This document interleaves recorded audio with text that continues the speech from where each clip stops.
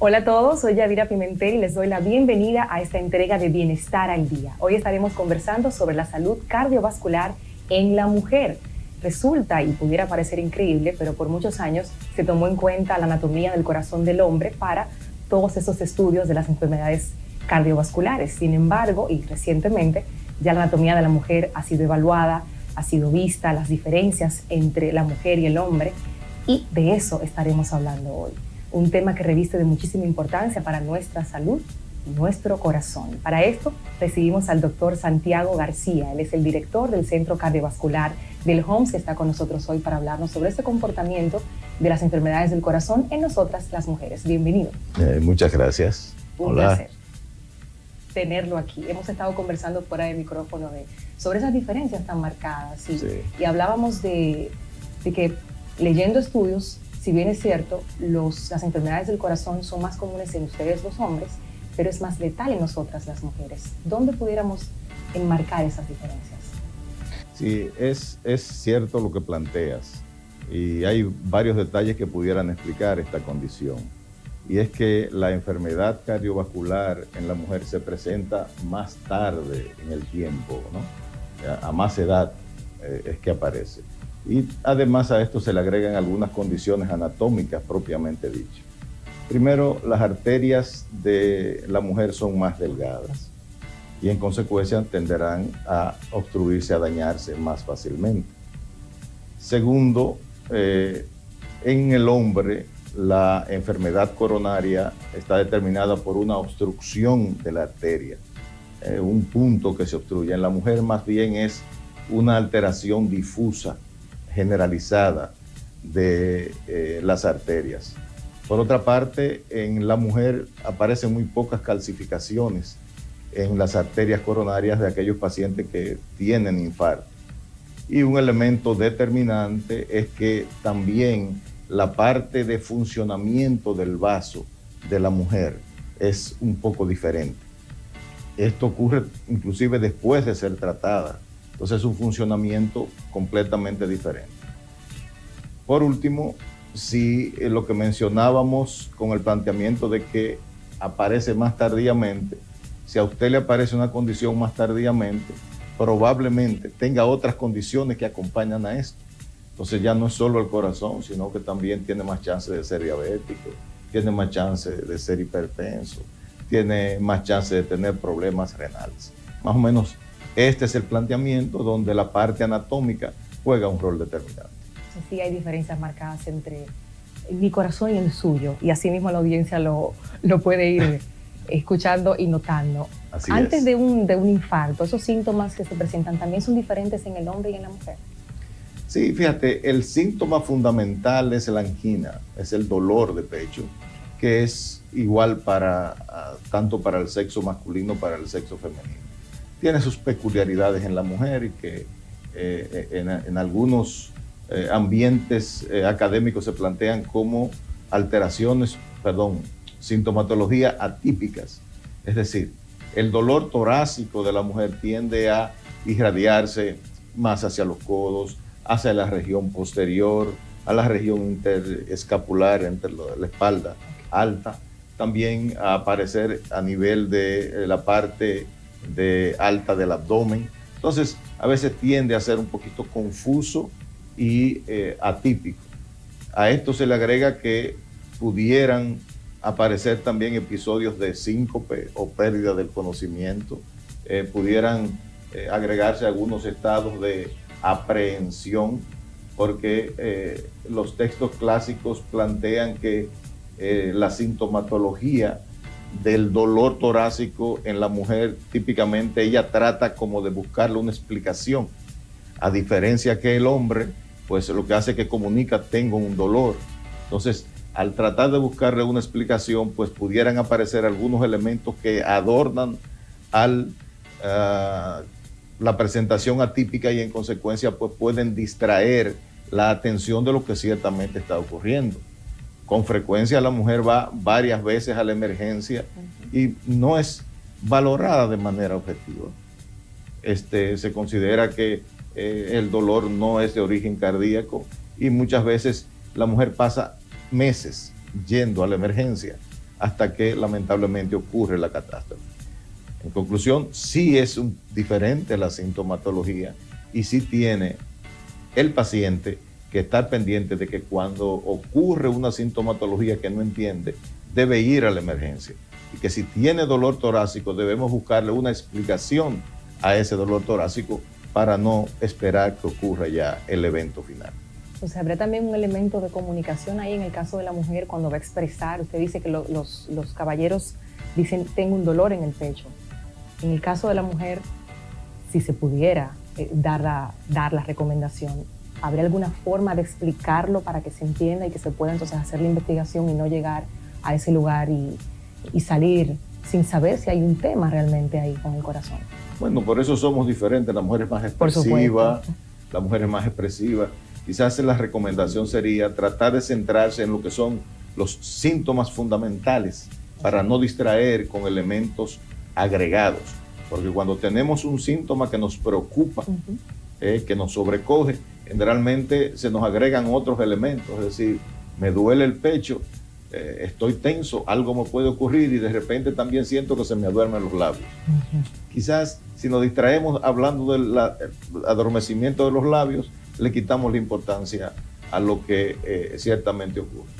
El otro elemento es que al ser evaluada la mujer en una unidad de emergencia, como el mecanismo en que ocurren los eventos coronarios, en la mujer tiene unos mecanismos que no son los clásicamente obstructivos, pues las evaluaciones iniciales pudieran resultar todas negativas. Y depende de la intuición del médico y depende de la capacidad de comunicación de la paciente.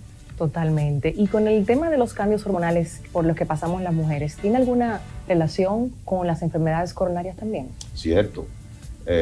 Ciertamente, quizás poder demostrar una relación directa, estadísticamente, no es tan sólido. Sin embargo, desde el punto de vista fisiológico, lo que establece que aparezca la menopausia o las hormonas, cuando empiezan a cesar su producción, fundamentalmente los estrógenos, pues empiezan a suceder cambios en la fisiología, tanto en la parte de la circulación de los vasos propiamente dicho, que cuando hay deficiencia ya hormonal, pues empiezan a tener una motilidad diferente, menor.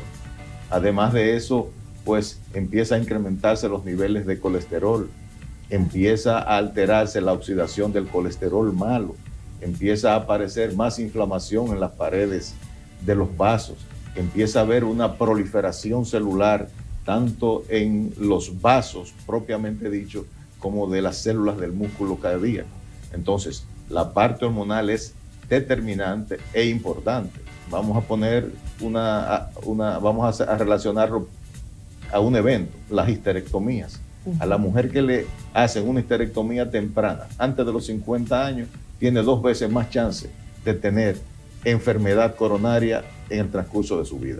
O sea, ese es un elemento de mucho peso. Y otras condiciones que existen en la evolución de la mujer o patologías que pudieran aparecer que también tienen un impacto hormonal que modifican esta evolución.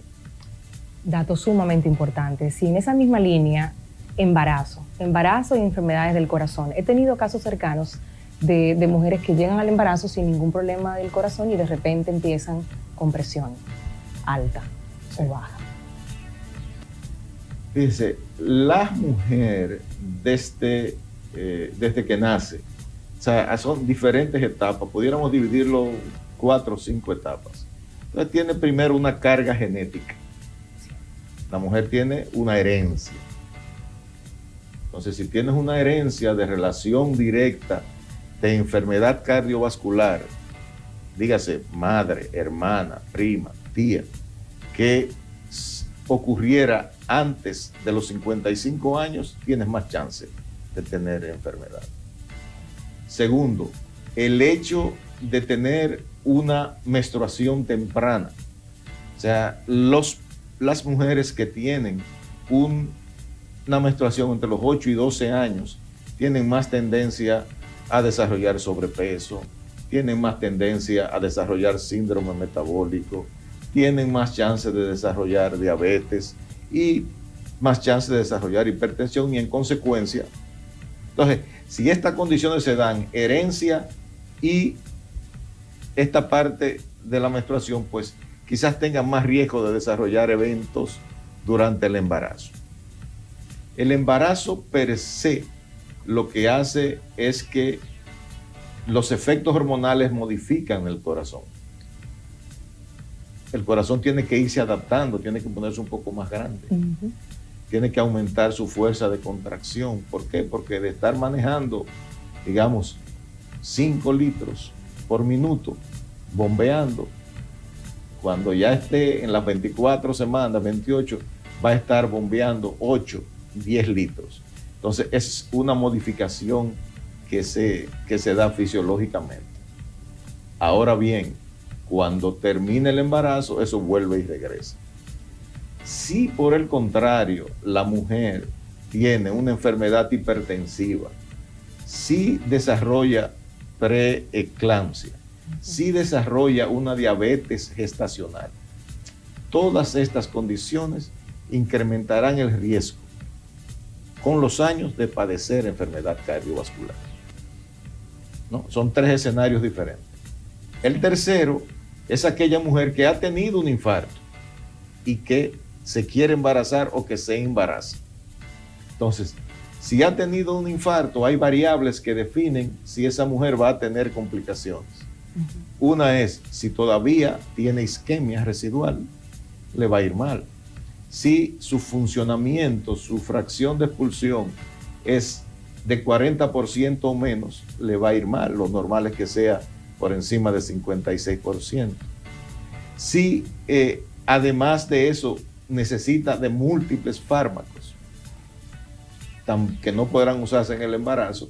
Entonces son esos 3 escenarios que ciertamente tenemos que manejar con el embarazo y la enfermedad cardiovascular. Hay que tener sumo cuidado y se me ocurre la pregunta precisamente de esa segunda información. Cuando una mujer tiene un infarto y se quiere embarazar, ¿cuál es la recomendación que dan los doctores para el tiempo tal vez, en la revisión, para ir tranquila a esa nueva aventura? Sí, hay que revisar los siguientes factores. 1, la edad. A más edad, más chance de complicarse tiene. Segundo, si tiene isquemia residual, no podrá, como mencioné anteriormente. Claro. Tercero, si tiene un funcionamiento pobre del corazón, también le irá mal, y si utiliza muchos fármacos. Entonces, evaluando estas condiciones, pues es que se podrá definir si valdrá la pena correr ese riesgo o no, y siempre deberá esperarse por lo menos unas 8 o 12 semanas donde ya se haya dado el proceso de cicatrización en la zona que se sufrió el infarto. Estamos aprendiendo a cómo cuidar más y mejor nuestro corazón. Salud cardiovascular en la mujer. Hacemos una pausa y regresamos con más. El doctor Santiago García está con nosotros. Estamos de vuelta en Bienestar al Día conversando con el doctor Santiago García, director del Centro Cardiovascular del HOMS, la salud del corazón de la mujer. Estamos aprendiendo mucho y la pregunta que me surge, tomando en consideración todo lo que hemos escuchado de que las enfermedades cardiovasculares en la mujer se presentan más tarde y las diferencias que hay a nivel de la anatomía del corazón de la mujer y del hombre, ¿cuándo debemos empezar a cuidar nuestro corazón las mujeres, doctor? Primero, es un compromiso la salud. O sea, tratar de estar saludable es un compromiso. Claro. Porque cuando nos enfermamos, no nos enfermamos solos. Enfermamos a todo el entorno familiar. En relación a la mujer y enfermedad cardiovascular, hay 3 etapas entendidas. Una, en la etapa premenopáusica, donde la posibilidad de enfermarse es menor, pero después que la mujer entra a los 45 años, hasta los 65 años ya entró a la época de riesgo moderado y tendrá entonces que intensificar las medidas de cuidado, prevención, seguimiento. Después que llegó a los 65 años, ya entró a la zona o la etapa de alto riesgo. Es decir, que 45 años es un punto de corte recomendado. Excelente. ¿Y qué pudiéramos recomendarle a las mujeres que nos están sintonizando con relación al cuidado, a la prevención de las enfermedades de nuestro corazón, relacionado específicamente al estilo de vida que estamos llevando las mujeres de hoy en día? Ese multirol, esa multitarea, ese tal vez exceso de trabajo, tanto en la casa como fuera de ella. Y tal vez lo que muchos de ustedes escuchan constantemente: mi cabeza no para, estoy todo el tiempo trabajando, no puedo dormir. El estilo de vida con relación a las enfermedades cardiovasculares en la mujer y qué podemos hacer. Fundamental, o sea, es una pregunta interesantísima, porque de ahí depende todo, ¿no? Es la prevención, es la actitud que tenga. Bueno, la mente de la mujer, la capacidad de la mujer la mantiene pensando rápido, actuando rápido, ¿no? Y además, como usted menciona, asumir múltiples roles. Entonces, ¿qué tendremos nosotros que plantear o sugerir? Eso es lo que está normatizado universalmente. Bueno, primero, evitar estos factores de riesgo o tratar de manejar lo que son claves. Número uno, el cigarrillo, el tabaco es lo peor que le pudiera pasar a una mujer. O sea, una mujer que fume, ¿no?, va a tener un riesgo antes de los 50 años 2 veces superior de tener un evento vascular que la mujer que no fuma. Entonces, el cigarrillo, el control de peso, la actividad física. La mujer debe hacer una actividad física de por lo menos 150 minutos a la semana, ¿no? A la semana. 5 días a intervalos de 30 minutos a la semana. O si puede, si no puede ese tiempo, 75 minutos de ejercicio intenso o 15 minutos al día de ejercicio intenso, pues compensan esa parte. El otro elemento es el manejo del estrés. La mujer en sentido general está muy estresada y no tenemos cómo medir el estrés. Entonces ya cuando el estrés te está dañando, te está dando, bueno, es muy tarde. Entonces la sugerencia es: tiene que tener un hobby. La mujer tiene que buscar algo con qué despejarse, entretenerse. Así que estos serían los elementos básicos que recomiendan las instituciones que normatizan la enfermedad, la prevención de la enfermedad cardiovascular. Los llevo todos al pie de la letra, y sobre todo ese último, ese hobby, ese recreo que las mujeres debemos darnos, claro, para poder bajarle un poco el ritmo acelerado que llevamos, porque ya nos comentó el doctor fuera de cámara que el corazón de la mujer va más rápido que el del hombre. Vamos muy rápido, sí, muy aceleradas. Ha sido un verdadero placer tenerlo hoy en este espacio. Mucha información nos llevamos, y sobre todo la invitación a cuidarnos a nosotras y a cuidar a las mujeres de nuestras vidas. Gracias al doctor Santiago García por haber estado con nosotros hoy. Gracias. Muchas gracias por la invitación. Cómo no. Hacemos una pausa, y cuando regresemos, la doctora Berenice Rojas, cardióloga internista, nos estará ofreciendo una lista de 10 cosas que podemos hacer las mujeres para cuidar la salud de nuestro corazón. Ya volvemos. Estamos de vuelta en Bienestar al Día. Gracias por continuar con nosotros. Toma lápiz y papel, porque ahora la doctora Berenice Rojas, cardióloga internista, nos entrega 10 consejos para cuidar la salud de nuestro corazón.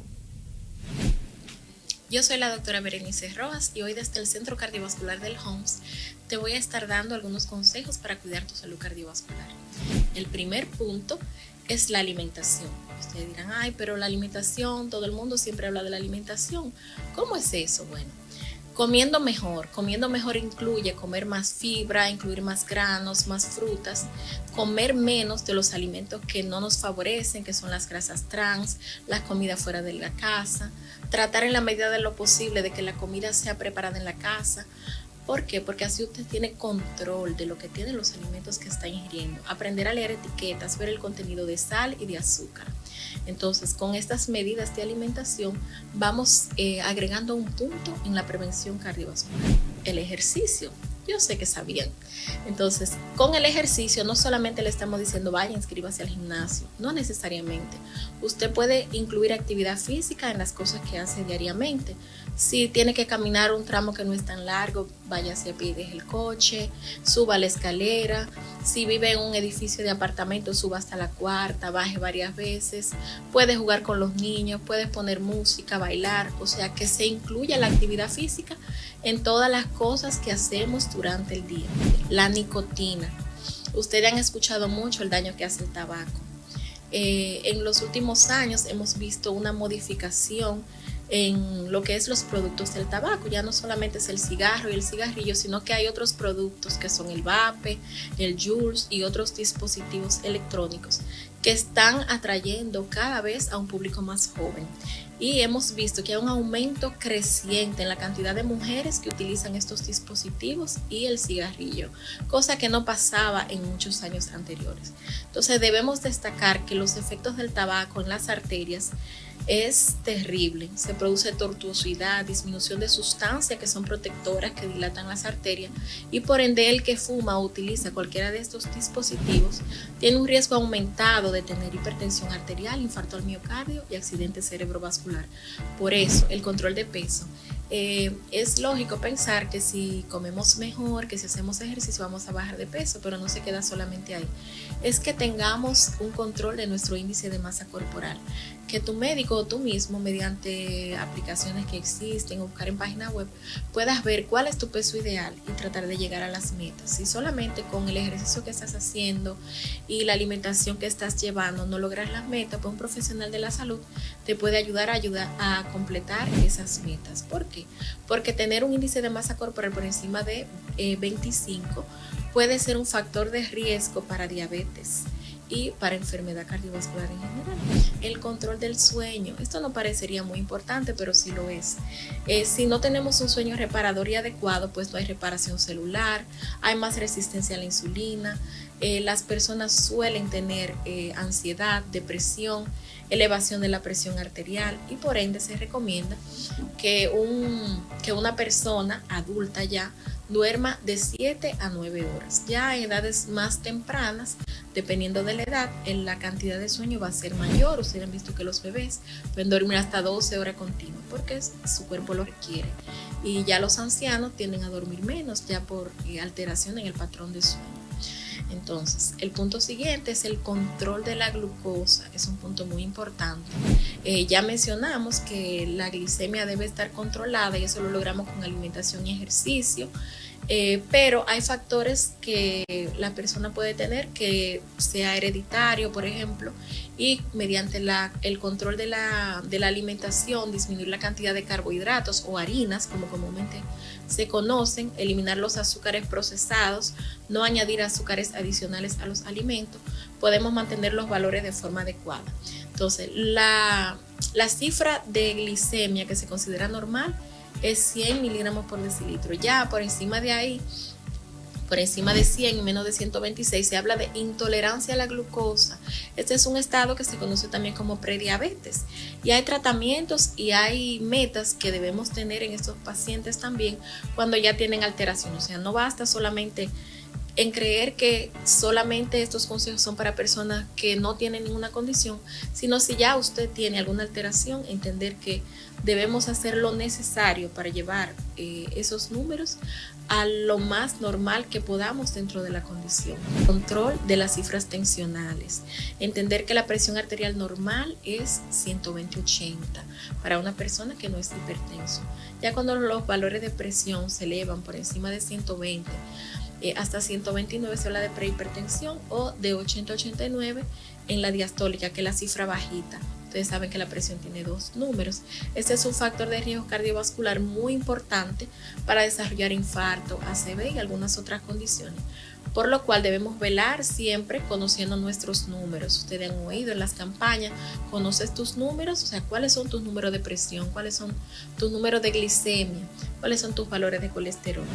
Los valores de colesterol, cuando están elevados en sangre, sobre todo lo que ustedes conocen como colesterol malo, que es el colesterol LDL, por sus siglas en inglés, es un colesterol que se va depositando en las arterias, y según estudios que se han realizado, se va depositando moléculas de colesterol desde que empezamos a comer a los 6 meses. Empieza a aparecer lo que se llama la estría grasa.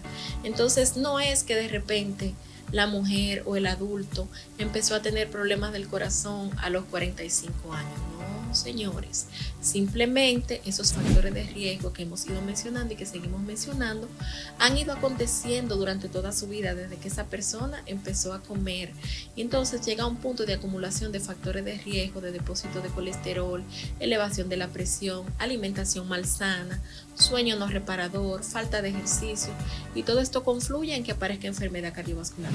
Entonces la sal iría dentro de lo que es el manejo de la sal, iría dentro de lo que es la alimentación.